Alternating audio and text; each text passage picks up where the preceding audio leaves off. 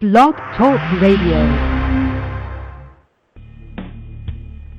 Welcome to Institute for Personal Development, where total consciousness is the new frontier. Kriya Yoga is the union of the individual with the divine. Join us as we explore the practices that initiate this process. Well, good morning and welcome to the Voice of Yoga. Let's talk consciousness. I am your hostess, Lisa Winton, and with me is Kenny Toy, also known as Swami Jayananda, founder of Institute for Personal Development, located here in Hampton, New Hampshire. Good morning, Swami. Thank you for being here today. How are you? I'm doing well. And you? I'm doing great, thank you. Well, I'd like to thank the listeners for tuning in.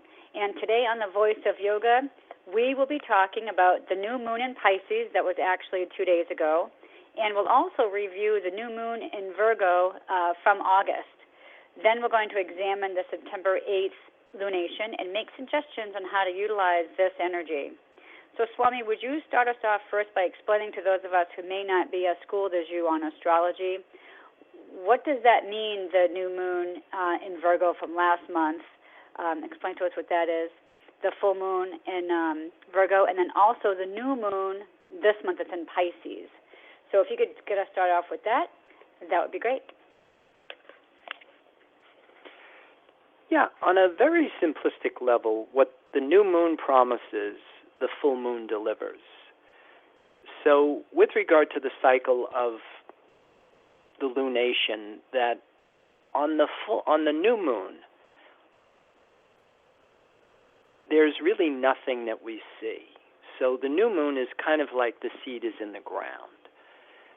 And the first quarter moon is when that seed that was in the ground at that time of that new moon, the first quarter phase is when that seed kind of breaks ground. So whatever it is that began on the new moon now starts to come into visibility. When it comes 180 degrees from it, that's the full moon phase. And that what we see on the full moon is the complete picture of the moon. So then the cycle continues, and then what you have is you have the third quarter phase of the moon where that seed that broke ground and then flowered then starts to wilt, and then new seeds go into the ground. So it kind of gives us a little bit of way of following or creating this cycle of death and rebirth. You know, that everything, you know, kind of has this period of starting out, blossoming, and then, you know, deteriorating. And that's pretty much, you know, if you really start to look at your life, you know, that there are these forces that are at work simultaneously. In Kriya Yoga, we call them the gunas. They are the creating, the sustaining, and the dissolving forces of the universe that are constantly interplaying, you know, and creating this experience that we call life.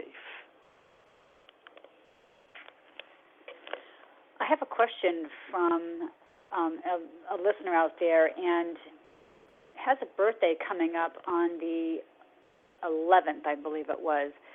So if the new moon is in Pisces that we just had 2 days ago, and then she had the birthday coming up, does that have any significance for her where this is her birth month? Well, it was the full moon that was in Pisces. The new moon is what we had on August 25th. And that was when the sun and the moon were in Virgo. So somebody who has their birthday on September 11th, you know, which again is a pretty significant date considering what happened in 2001. And again, you know, coming back to the aftermath of these types of collective events, then this past full moon that we had, you know, is a flashlight effect, you know, because it's very close to the aspect. And if your natal sun is within what we call orb, that an aspect doesn't always have to be what's called in astrology partile exact, that there is an arc of activity for these aspects. And with something as big as the sun and the moon, you can go as much as, 10, 11 degrees within, orb of the aspect. So something that happened on Monday, and, it's going to be very close to being aspect for almost an entire week. So this particular full moon, will have an impact on that. But again, you have to recognize that, the aspects are very subtle. It's not going to be something oftentimes that would be associated with necessarily something that would be life-changing, on some huge level, but it's something that would contribute to something that would lead to a bigger change sometimes, if that helps. So on our description for the show, we wrote that Pisces is the innate drive in each of us that we want to be whole and complete. So it shouldn't really matter if it was our birth month or not, because this is going to have an effect on everybody, like you said, in a subtle way. Would that be right? Yeah, that's 100% right. That the aspect, is affecting us collectively. That's affecting our collective consciousness, and in fact, it's it has a lot to do with the shaping of our collective consciousness. And the simple fact that new moon in August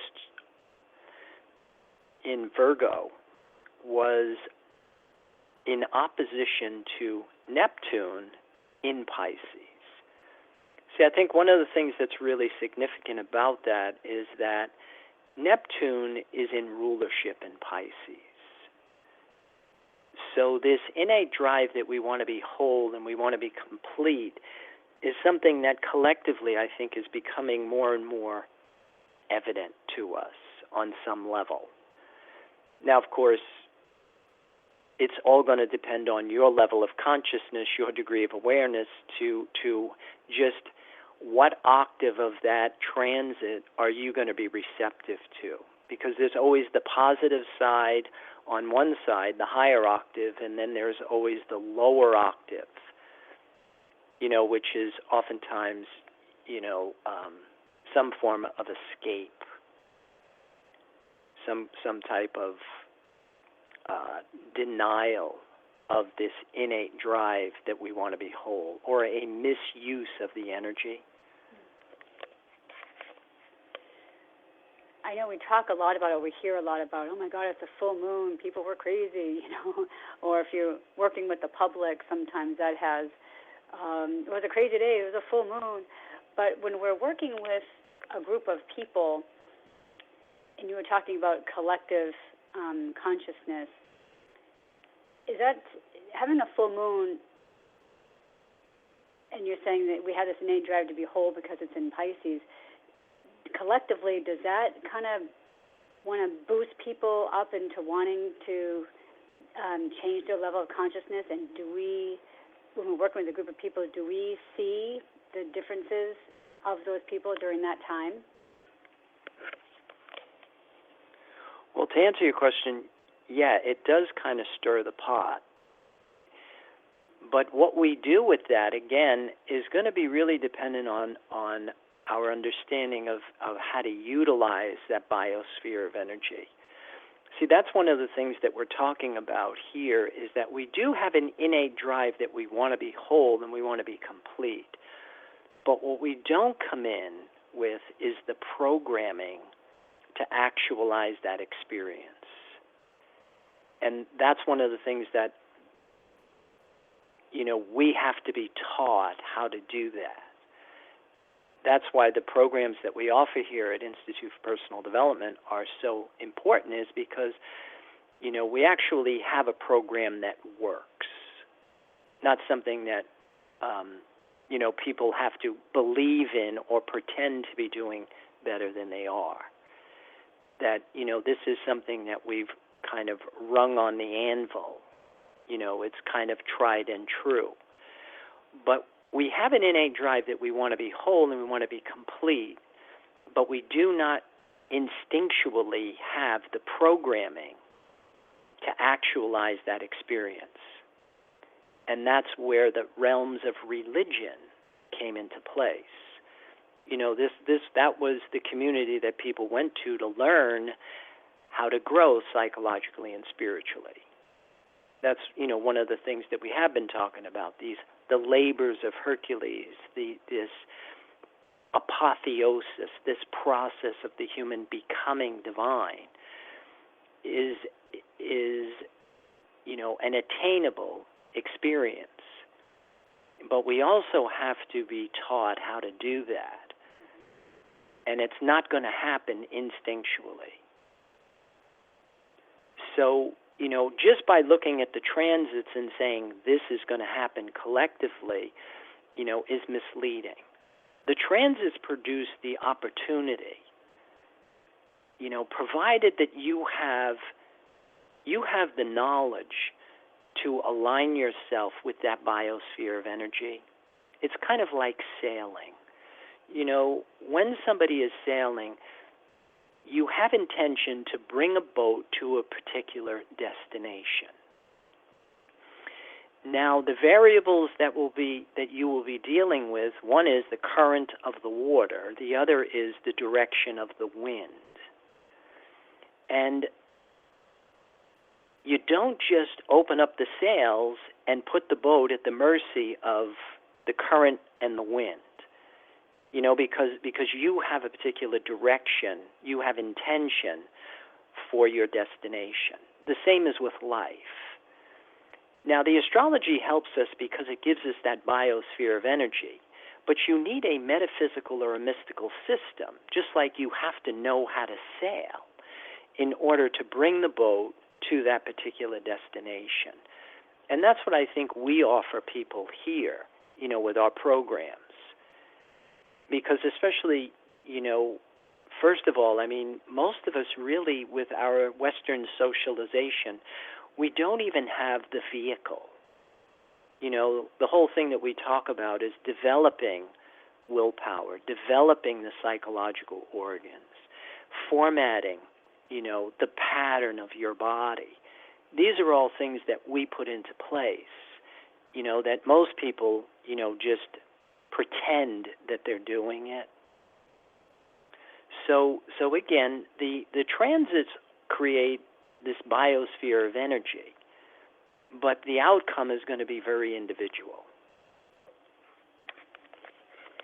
So if somebody was to take full advantage of the time this week, what would be your recommendation of one of the first things or actions or thoughts that they should encompass in their life? Yeah, again, we're still on the Pisces-Virgo axis, so a lot of it is going to be a little bit about what we talked about a couple of weeks ago, the whole thing of, developing your game plan, that the Virgo thing is health, work, and service. And so discipline is an important part in us being able to actualize this experience of wholeness, learning, just like what we talk about. Yoga is a path of action, it's a path of knowledge, it's a path of devotion. And having all your ducks in order and maintaining, I want to say, your practice, making sure that everything is up to speed. Because like I was saying, with Neptune in Pisces, the target is a little bit easier to hit. than if, say, for example, it was in, a different zodiacal sign. Now, why do you say the target is easier to hit in Neptune as opposed to another sign? Well, see, when a sign is kind of like the role that a particular actor or actress plays. And so if you have a, like this psychological urge to be whole, and it's in a sign that it's very compatible with, it's easier to recognize it than if it was maybe cloaked in a completely different environment. Does that help? Or? I think it does. For those of us that are working with the weeks of the Spiritual Advance, what advice do you give those of us who are working with that, and how do we put that into our practice? Well, if you've been following it, right now we're working with formatting our feeling function. It's all about your fourth house, basically. It's all about the memory track. It's all about cellular memory. It's all about the pattern of our physical bodies. Because one of the things that we are going to find is that our bodies have all the power. And if you don't have the programming deep enough, if the body is still looking for something other than you want it to look for, then it's going to be very disruptive to keeping your life on course, and especially on this particular course that you want to be whole and you want to be complete. And so a big part of that is getting the change deep enough, formatting the cellular memory, changing the reward circuits in your brain, basically, so that now your body is looking for what it is that you want it to look for, which is what we call the void or the nothing. That's kind of like the substance of the creative principle. That's Neptune. That's Pisces. Well, thank you for the explanation. We are going to hold that thought and pause to hear a word from our sponsors. So, listeners, we'll be back in a few moments. Om Purnamada Purnamidam Purnat Purnamudachyate. If you are looking for a Samadhi-based experience, IPD Kriya Yoga has the goods. A complete yoga program that includes the practices and the process. Starting with the separation from mother, including the labors and tasks of the hero and the return as a whole person. Practice makes perfect only when practice is whole. Kriya Yoga is a path of action, knowledge, and devotion. Samadhi, or total consciousness, is experienced by knowing and doing with devotion. Call or click now and get started. 603-929-0303 or www.ipdtransform.com. Namaste.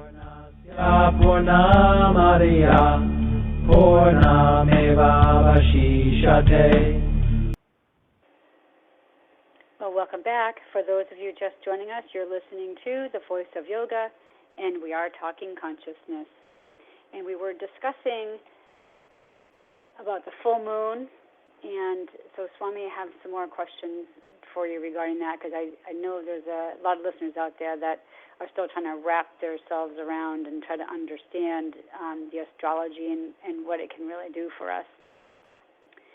So again, in our everyday waking lives, I know I asked you earlier, how can we use this information when we're working with groups of people? And then I think you were also talking about how we can use this information to become more involved in our spiritual practice.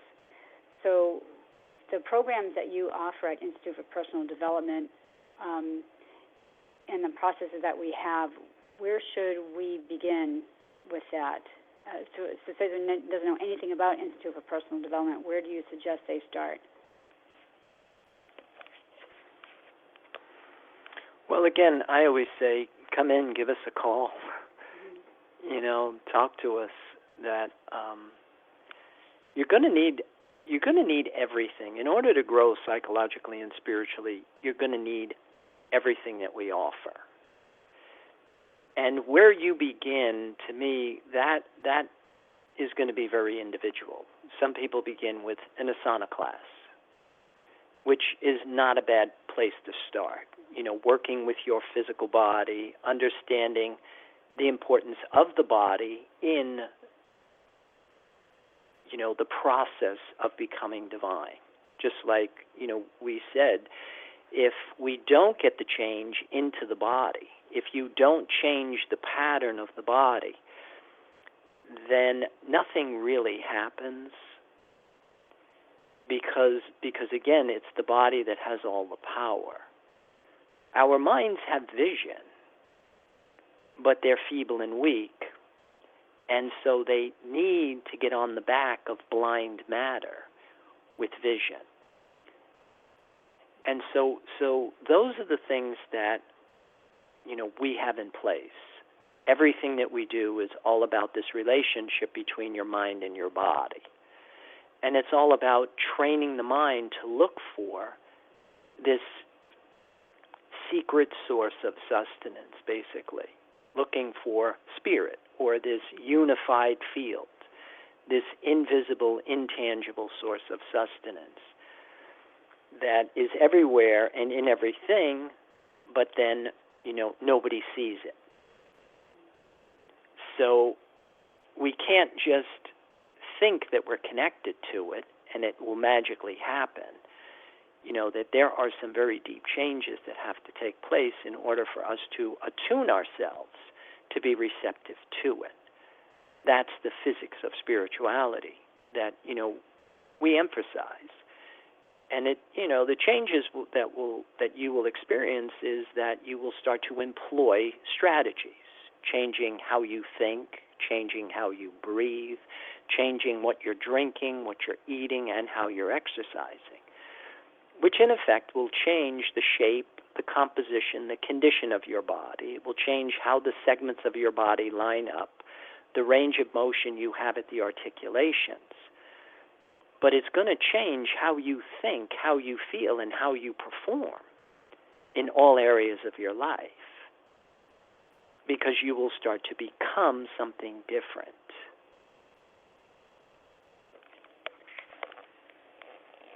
You just reminded me of a question that I had been wanting to ask. When we talk about in our class, when we say, bring the creative forces into your body, replenish every cell of your being, and then when you exhale, dissolve all your limits. And you also say, let go of all your fear, anger, negativity. How does one consciously do that? Yeah, again, there's a lot of understanding that goes on with that. That it's what I will refer to as working your mind. See, the conscious mind is the go-between between matter and spirit. And in mythology, it's represented by Mercury. Mercury is the one image that could go from Olympus to Earth to the underworld. And so the conscious mind can be in the physical body. Say, for example, right now, you can put awareness in your left foot. Have total awareness of what's going on in that foot.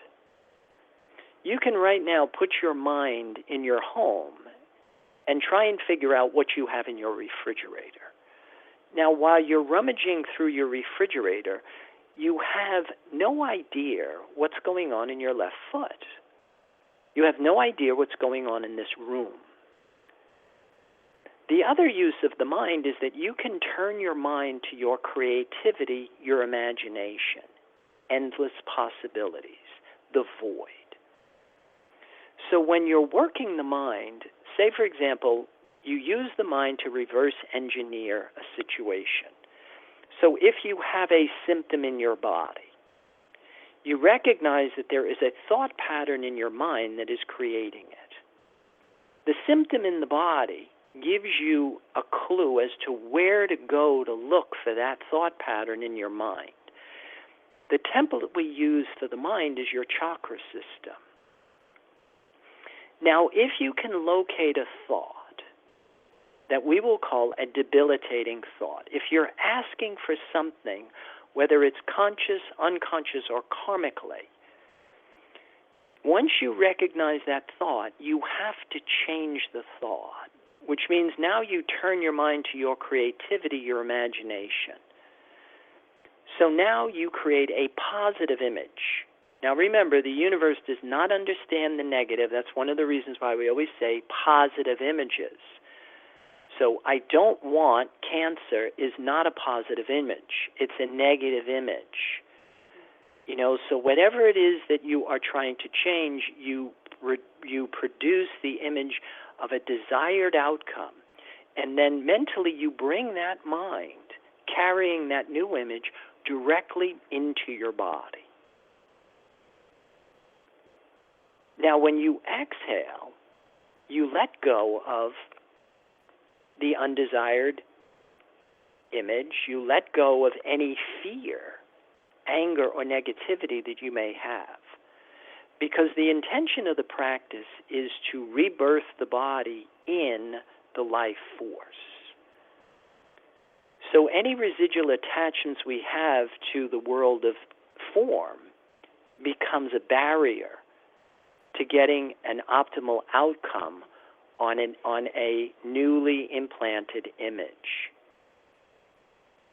Right? Because thought is an energy capable of producing effects. But it's all measurable based on the amount of strength we emit it with.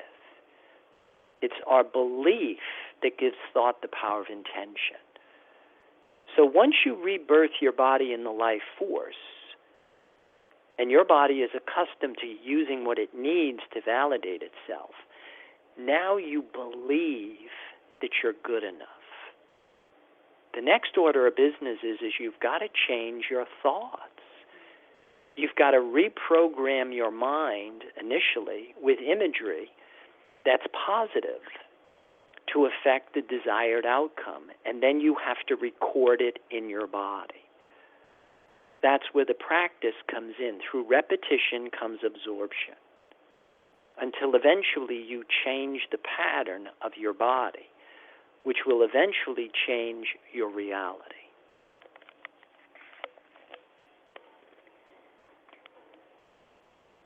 So one of the things I take from this is really what we verbalize is so extremely important, and maybe taking the word not, like in can't and won't and things like that, out of our vocabulary and spin it around so that we don't automatically come out with a negative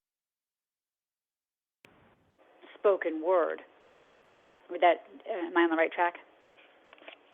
Well, again, you don't want to take these words out of your vocabulary, but what you want to do is recognize that the mind-body complex works in the realms of images, not words. So when you are creating images, words oftentimes, the association is with the most important part.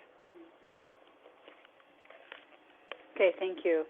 So in closing, I'd like to invite the listeners out there to visit our website. You can follow us on Pinterest and Twitter and Facebook. And also, listeners, let you know that you can also access online classes through our website. If you go on www.ipdtransform.com, just click on the link for online classes, and it will direct you to Powwow, and you can go on from there. So keep those comments and questions and curiosities coming, because Swami does enjoy hearing from you. Be sure to tune into our program next week. I believe we're going to be discussing the 12th week of the Spiritual Advance. So, Swami, before we sign off, any final thoughts or comments for next week? No? So thank you all for listening to our program, The Voice of Yoga. I am Lisa Winton with Swami Jayananda signing off.